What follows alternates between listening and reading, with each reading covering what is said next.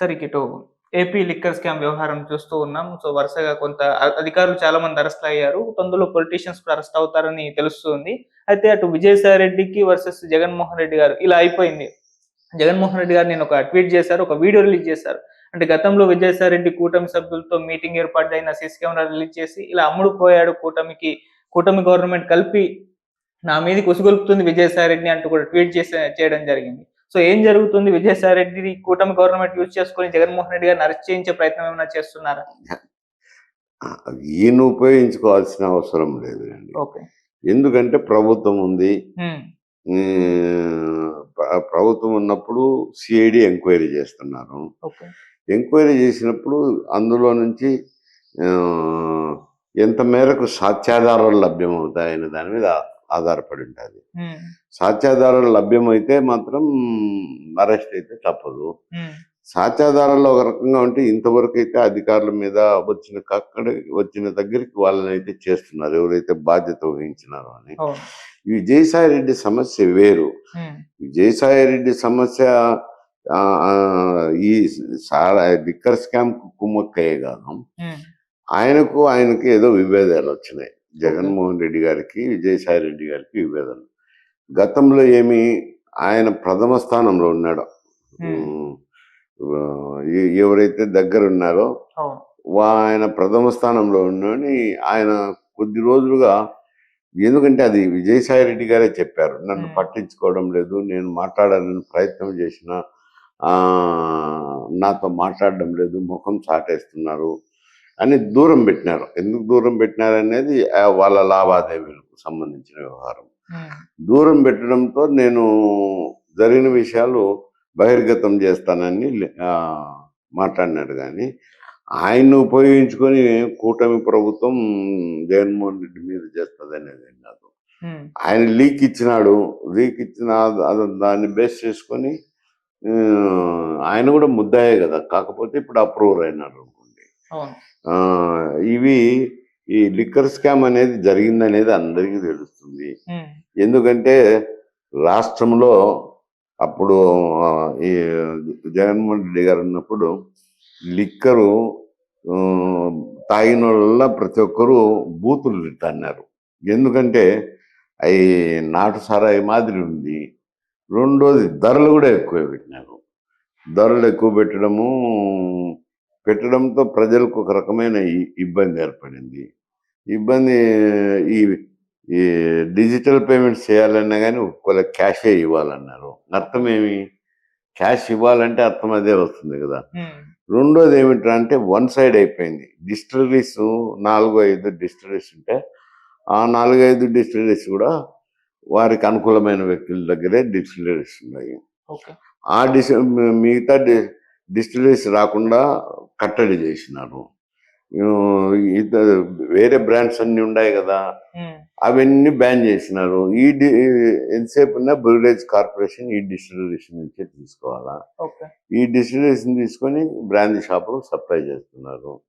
Brandy షాపుల్లో కూడా digital payments కానీ ఏవి లేకుండా క్యాష్ పేమెంట్స్ ఉన్నారు. క్యాష్ పేమెంట్ అంటే అర్థమవుతుంది కదా, అవినీతి జరిగింది అనేది. అది ఆయన మీద కూడా కేసు అయితే మోపినారు కదా, విజయసాయి రెడ్డి మీద కూడా. తర్వాత నేను అడిగితే నేను జరిగిన వాస్తవాలన్నీ చెప్తానని ఆయన చెప్పినాడు.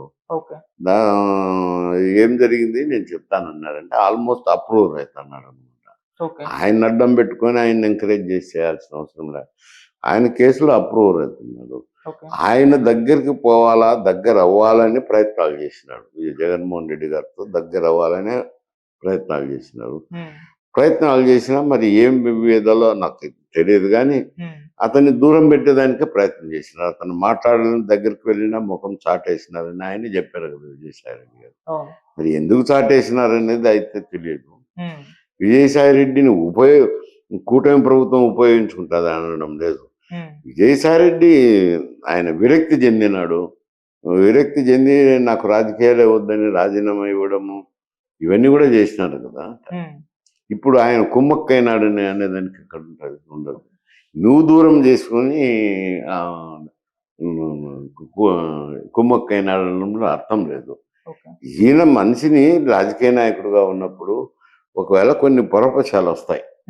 వచ్చినా దాన్ని ఏదో సర్దుబాటు చేసుకొని దగ్గర చేసుకోవాలి కానీ దగ్గరున్న వ్యక్తిని దూరం చేసుకుంటే ఇటువంటి విషయాలన్నీ బయటకు వస్తుంటాయి.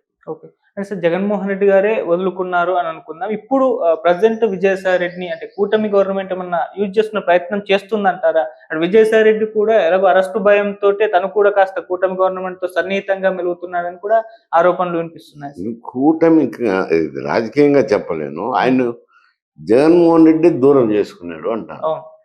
రాజకీయ పరమని కాదు, ఇది కూటమి ప్రభుత్వం విజయసాయి రెడ్డిని ఉపయోగించుకోవడంలే.